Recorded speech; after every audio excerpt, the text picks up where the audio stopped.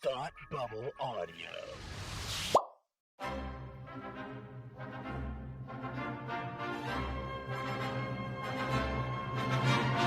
Look, up in the sky. You will never find the more wretched hive of scum and villainy. Welcome to Beer with Geeks with Tim and Frank. Who are you?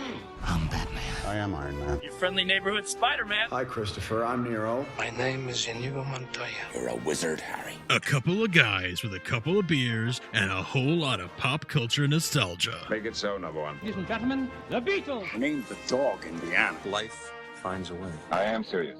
And don't call me Shirley. Now sit back and crack open a cold one, because it's time for Beer with Geeks. It comes in paints. Shaken, not stirred. Great Scott! I was way off. I knew it started with an S, though.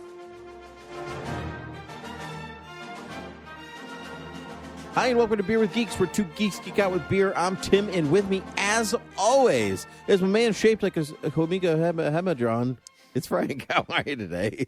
Squid? Yeah. Squid? I nailed that. I nailed it, didn't I? You did. You nailed it. Totally. Yep. Omega Hedron. Omega. Omega Hega Frigganaga Frigganum. Anyway, whew, that was tough. Frigganum. Frank, how the heck are you today? I'm doing pretty good. I'm doing pretty good. No baby yet. As of this recording. So few weeks to go. But we will see. We will see. Heck, by the time you hear this, there probably still won't be a baby, most likely. But that's it. I'm drinking a beer that I'm eager to share with you because it is not a beer that you can get anywhere. I picked it up at a local brewery, or brew pub actually here in town, and so it has no distribution or anything. But I was excited to bring some home with me. It is the Chapel and Maine Ponyhof Pilsner. Chapel and Maine is a local brew pub here in town. We went there for dinner a few nights ago, and I picked up a 4-pack to bring home. And this Pilsner is very refreshing. I've really been into the lagers and Pilsners lately, man. And it fits the bill. It fits the bill. It's everything you want. I mean, you're speaking my language with the lagers and the Pilsners. Yeah. Like that's my sweet spot. Yeah. And I like most beer, but that's my sweet spot. So I have a special beer that I'm not going to drink this week. I was going to drink it. It was given to me quite recently, and I was all ready to do the special beer. But then I looked in my fridge and realized that I had older beer that I had to drink first. So that one's on the back burner, but that's just a tease because it's got a cool story attached to it, which is why I'm teasing it. But for now, I am just drinking a Sam Adams Alpine lager. Nice. Speaking of, yes. So we got a Pilsner and a lager. Yes, indeed. The two things that you are into right now. Yes, exactly. Yeah. This Alpine is great though. It might truly be one of my favorites. Yeah, I really, really enjoyed it. I need to pick up more of those actually. Because you turned me on to that, and I need to. I quite enjoyed it, so I need more of those for the summer. Mm-hmm. Yeah, man. Listen, Frank, speaking of things we enjoy, it's another episode of Superhero Slapback. Superhero Slapback. Something. I don't know. We don't have a theme song for this. Yeah.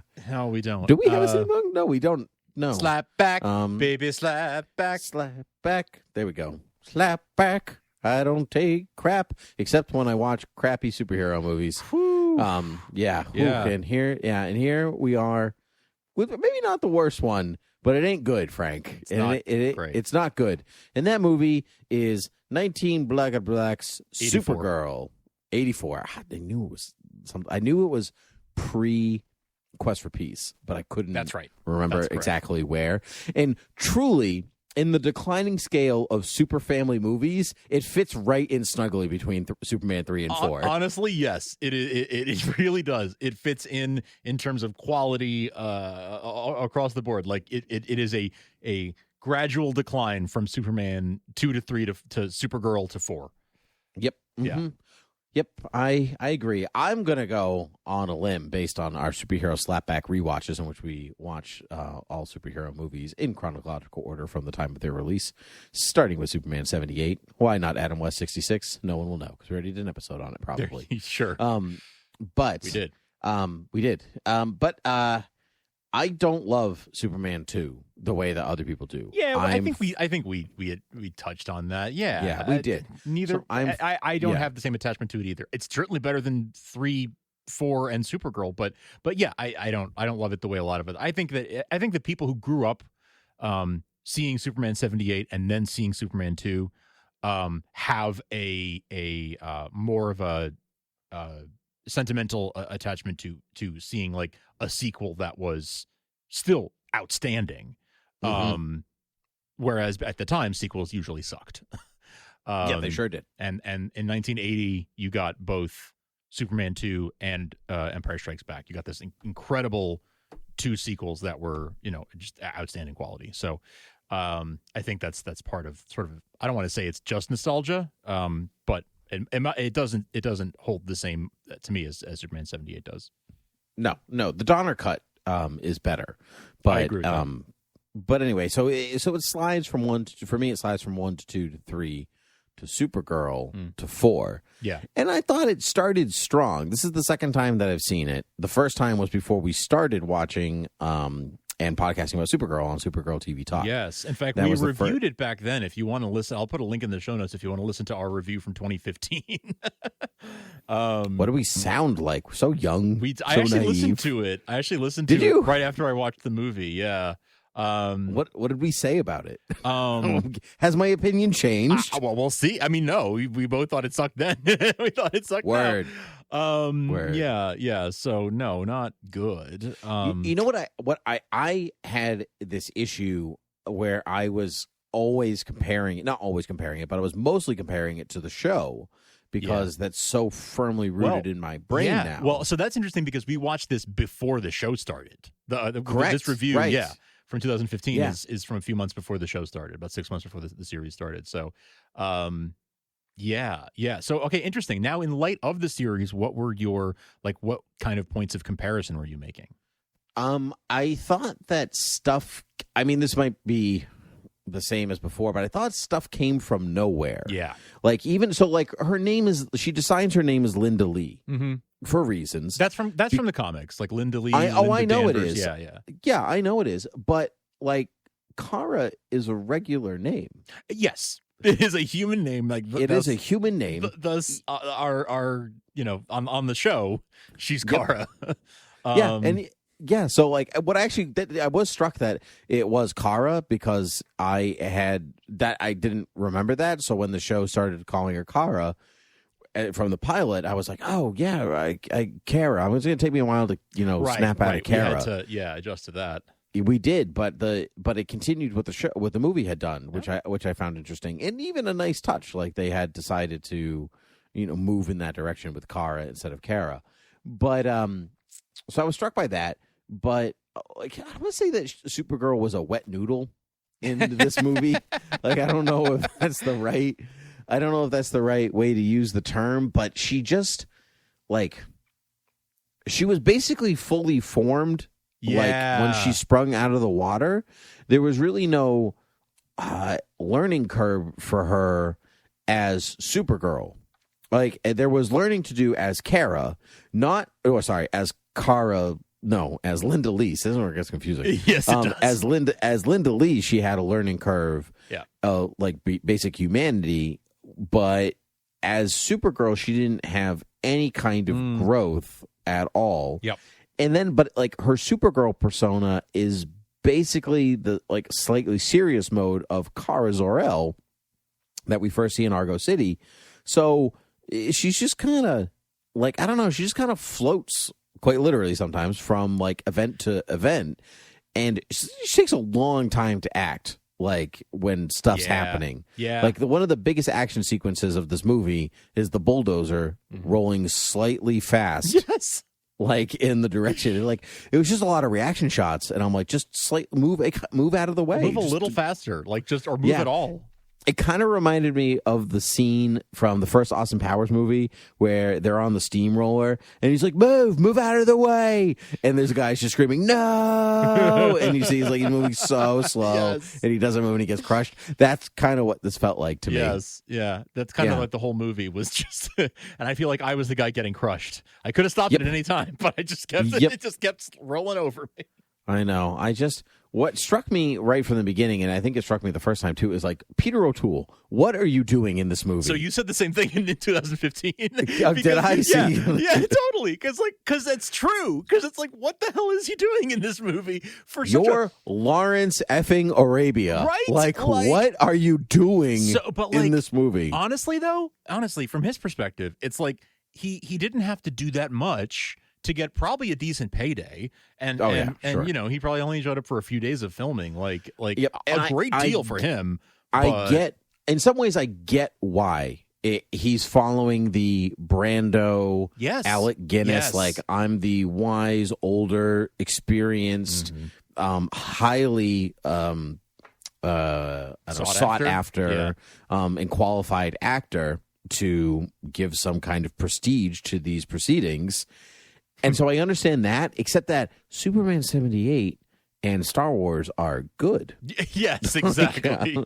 Exactly. And, but I mean, it is stunt casting by the producers, the Salkinds, who also produced the first 3 Superman films. You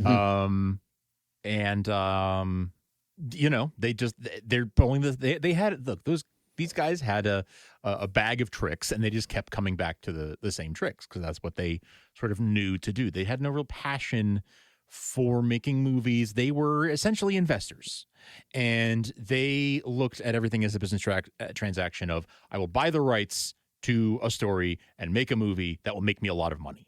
And they were very sort of what's the word? They were very business-like about it. I can't think of the word I'm thinking of right now, but like there was no sort of clinical, I think is the word that I'm looking for. They were very clinical about everything. It was not about the art of it or even the science of it. It was about, how can this thing make me money? But here's the crazy bit. It's not good, so it will not make you money. The thing is, they didn't know what good was. Like, they could read this script and read the Superman 78 script and not see a difference between it. And that's the truly maddening thing about it, is that they were not really movie makers, like, or they didn't really have an appreciation for what makes a good story, like what's different, or potentially literate. Right? I mean, honestly, one would think, because they are this film, like you said, she doesn't really grow. Like, she's essentially the same at the end as she was at the beginning. She takes a detour through learning how to be Linda Lee, but like Kara Zor-El on Argo at the beginning of that movie versus at the end of the movie, she's really the same. Like, she achieved her goal, I guess, of getting the Omega Hedron back, but like, that's it. She didn't change. She just sort of, it goes back to how she was, and she did heroic things along the way, but sort of almost by accident. Yeah, it's even the confrontation with Selena, Selene. Yeah, like, even the confrontation between them is like forced. Like, it's obviously, it's so obvious she's just supposed to be magic wielding Lex Luthor. Yes. Like, it's the same type of like, oh, you foiled a thing that I was doing. Yes. And now I hate you. I'm like, interesting, but it doesn't ring true, because like her character, like Celine's character, is rather flawed herself, and like, she's just like, they don't know what they don't know what they're doing in terms of magic either, and they're like, the shadows will take care of it. It's just flubby science and it's flubby magic, and the two don't really mix well together in the story. Do you ever feel like when you watch something like that is sort of, I mean, think of like a Mystery Science Theater 3000 movie, right? Do you ever feel like the writers or the producers or whomever, people behind those kinds of movies creatively, I kind of feel like it's an insult to the audience's intelligence, that they're like, nothing has to hang together, nothing really has to make sense, because these idiots will take it, will watch anything. Yeah, I find that insulting. If that is the way that people have thought about making these stories, then yeah, I do find that insulting, because like, if there's something flashy and explosive, then they won't notice. Yeah.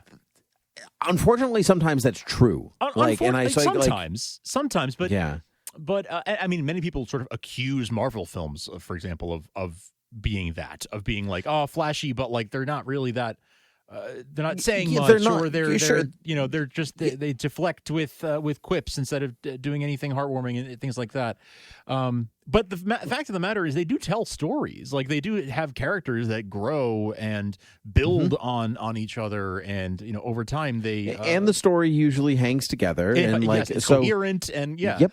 If you don't enjoy it, that's another thing. But it is a coherent story that has a beginning, middle, and end, and has a character arc and all that stuff. This doesn't really have that.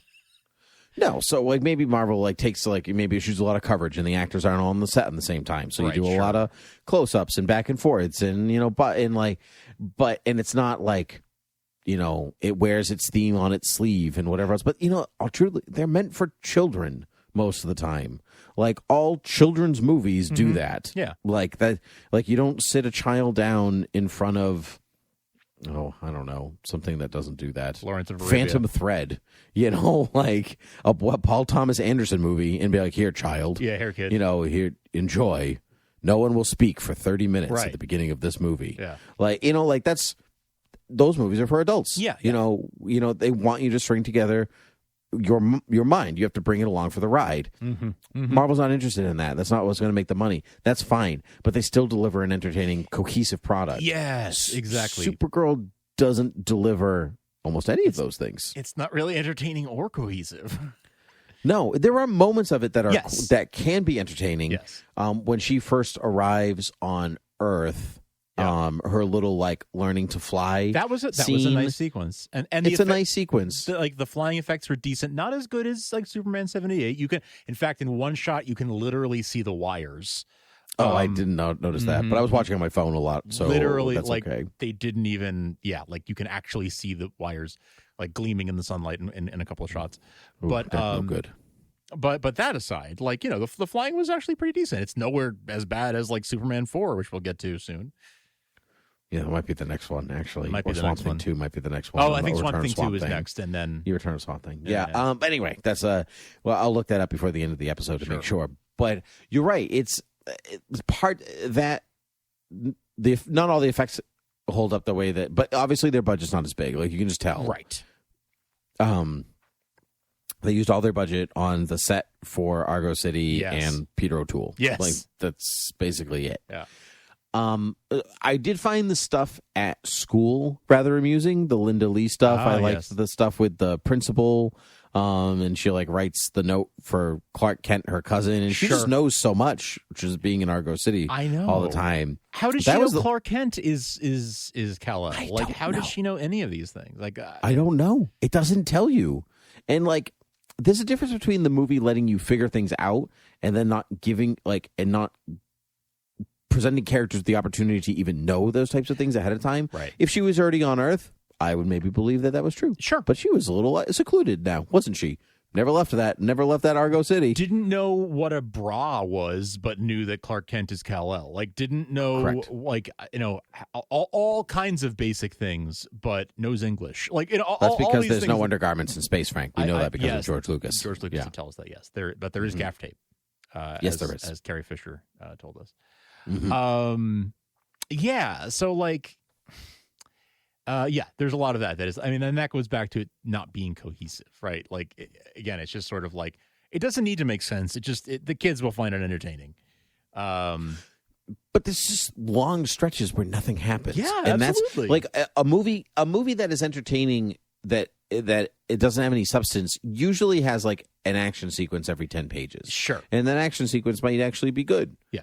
And in this one, we don't get that or amusing characters or anything. Yeah. I do think actually the dynamic between Lucy Lane and Linda Lee is pretty good. Yeah. That's not bad. Yeah, that's interesting. It's an interesting way to bring in Lucy Lane. It sure is. Yep. And by extension, Jimmy.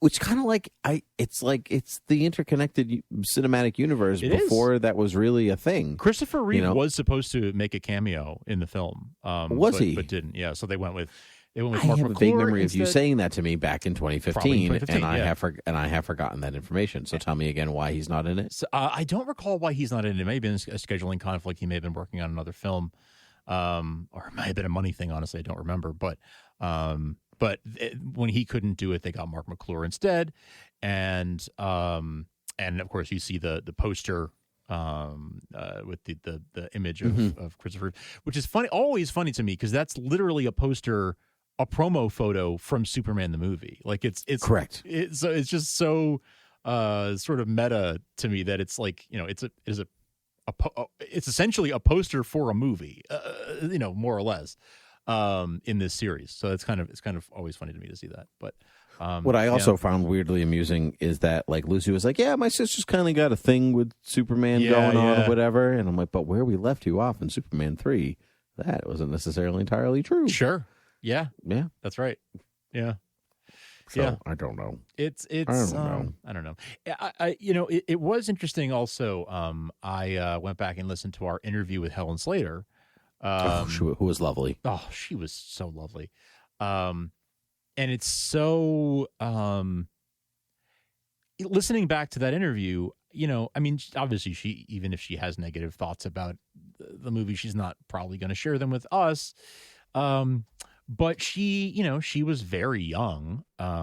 She was like in her, late teens, early 20s when she did this, and she talked about it with such, excitement still, and such, I don't think, I didn't get the impression listening back to that interview that she thought they were making a crappy movie. Do you know what I mean? Like there was a feeling of, this is a major Hollywood production. This is another sequel to the, blockbuster Superman series. And they were taking it seriously. Like this was meant to be taken seriously. And at least she gave us the impression that she took it very seriously. Everyone around her took it very seriously. Wow, what an honor to work with Peter O'Toole, like all that kind of stuff. She was about 18, 19. I used my one look up. Cool. Yeah. So there you go. So it's not like it was being cranked out like a factory or something, right? Like care was taken. I just don't know that the people at the wheel knew what they were trying to make. No, and or even how to. It's the story. Truly, it's the story. It's the story because I don't think like everybody in the movie I find serviceable, as like everybody's on par with one another. I mean, Peter O'Toole's better than everybody, but as far as like the cast is concerned, everyone's just kind of doing their best. Like is Faye Dunaway doing her best? No, she's certainly done better. Yeah. But she's not. The part is not good. No, you're right. So, it's not written well. That's fair. Yeah. No. So, and you got to kind of go with the direction that is given to you in some respects. Yes, that's totally fair. Yeah. So no, she's not good. But at least you've seen her be good in other things. Yes. Natalie Portman is not good in the prequels. Right. But she is an excellent actress. But that's George Lucas's fault, not Natalie Portman's fault. Right. So that's right. So my point that this is maybe not Faye Dunaway's fault. This is fair. People behind the camera were not necessarily incredibly interested. Yeah. No, that's true. Point taken. Yeah. It's just, I'm so glad that we rewatched it for Superhero Slapback, and I'm so glad that I will probably never watch it again. Yeah, I don't know when. I don't see why I'd watch it again. Like I've watched it. This is maybe my third, fourth, no more than fifth time seeing it. Too many times, Frank. That's already too many times, and like two of them were for podcasts. So like I'm done now. I'm good. I've had my. I'll listen to this podcast and the one we did in 2015 and the interview with Helen Slater if I ever want to relive it. But I don't need to watch the movie. Nope. What I actually go back to the Supergirl show. What I have to commend the show for that the movie kind of got stuck in is making Kara and Supergirl a character to care about. Yeah. Because she just kind of floats between stuff, and she's not unlikable by any stretch of the imagination. No. Helen Slater is incredibly likable, and you do like root for her, but she just kind of exists. Yeah. And you don't see her really going anywhere outside of the state of being to which she's already in. Yes. And you also don't really see her change the world around her, because there are really two types of interesting characters. Ones that stay exactly the same and shift the entire world around them, like Jack Sparrow maybe is a good example of that. The world just revolves around, the world changes because of Jack, but he just remains a constant. And then you have characters that, do have some kind of incline or decline in their characterization, and in what they are capable of and do and the actions that they make. And she's neither of them. Like, the world doesn't really change outside of her things. Yeah, she saves the day. Sure. Okay, that's fine. But she also doesn't change herself. And so she just kind of exists. And so I like that. I mean, I know it's a television show, but even from like the first episode, there's a growth in an arc to what Kara is interested in and what she's doing, and making her two identities kind of work for the audience. And this script did not allow Helen Slater to do that. Yeah. I agree. I kind of wonder what they might have done if this had gotten a sequel. Like, what would the next adventure be? Would they have gotten, her to team up with Superman? Would they, like, what would a sequel to this movie have looked like? Truly, if I had to be really cynical about it, sure. She'd find a way to lose her powers, and then she'd have to be human, and then she'd be like, "Oh no, wait, no, the powers are who I am. I must have them again." And then maybe she punches somebody into a pinball machine or something, and then they call, and then calls it a day. Supergirl no more. Yeah, right. Well, I mean, the Superman 2 is we follow that. We've seen that format in other superhero movies before, and I think because Supergirl obviously follows Superman 1 to an extent in its format and formula, then I think it would just follow Superman 2 in some way. She goes to the Phantom Zone in this. Maybe they like bring something from the Phantom Zone out, or there's some Argo City terrorist that like comes out of nowhere, or something, Dark Side complete. That's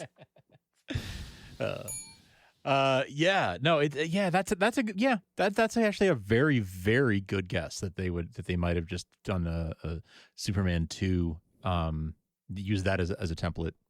I would say that, or they might, look at who her comic book, who her rogues gallery is, so to speak, and probably do a very poor version of that.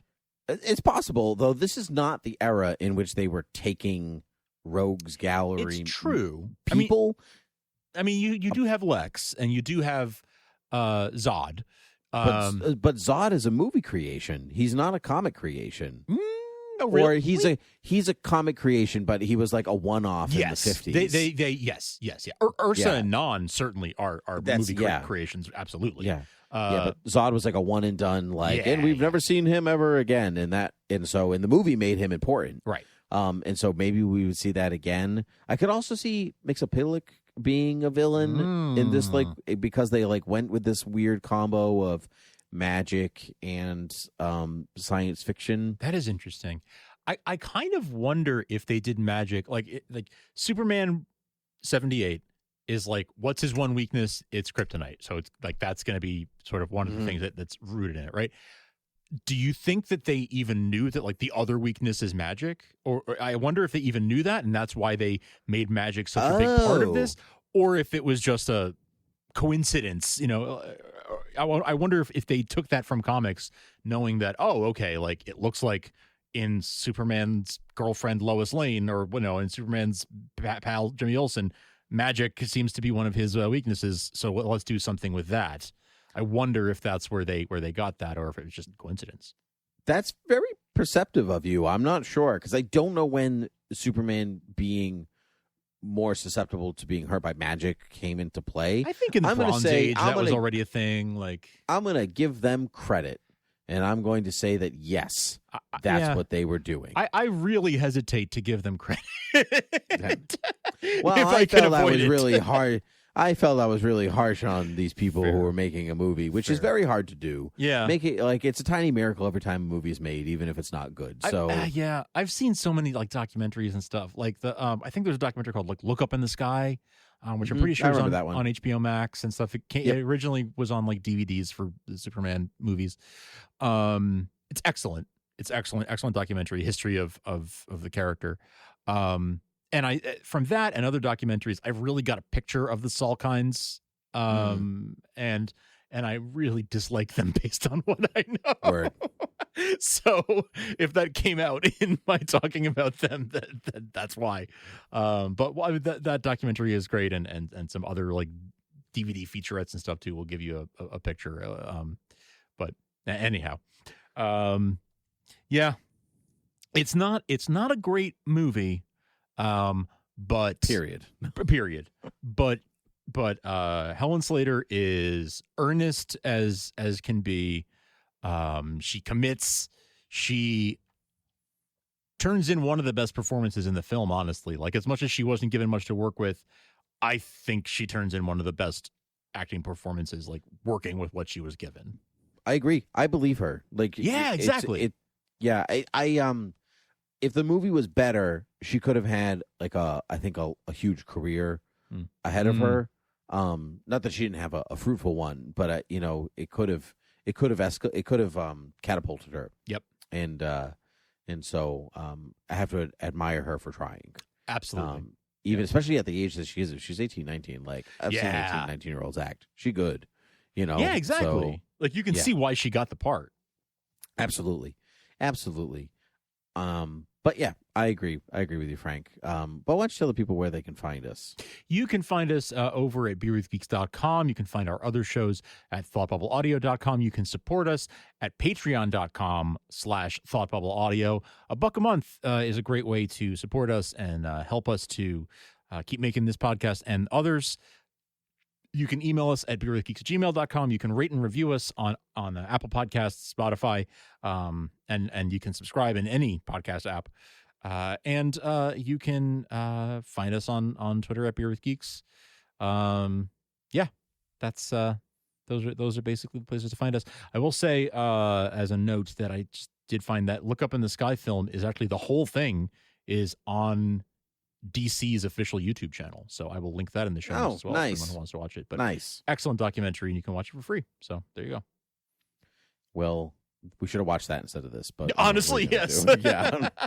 If we would have gone out of order completely, it would have thrown off our entire groove. But yes, we should have watched this instead. Yep. Before we completely jump off, we should say what we're watching next, which I actually thought I had listed here, and I don't. I thought I had that tab open, so never mind. I'm not going to tell you. Pretty sure it's the Return of Swamp Thing, though. Like 99% sure. Return of Swamp Thing was 1989. Superman 4 Off the Dome is 1987. So looks like Quest for Peace is up next. Okay. Quest for Peace. Oh my gosh. Sarah Douglas is in Return of Swamp Thing. And she's, really? Yeah, she's Ursa. Ursa, yeah. All right, that's fun. Well, isn't that fun? Okay, yeah. Now we're excited. All right, well, Quest for Peace is up next, and that means that'll be our last piece of Superman until 2005. Yeah, we've got a lot of movies to go through before we get back to Superman. Many movies. Yeah. Wow. All right. Well, Frank, it's been lovely. So until next time, cheers.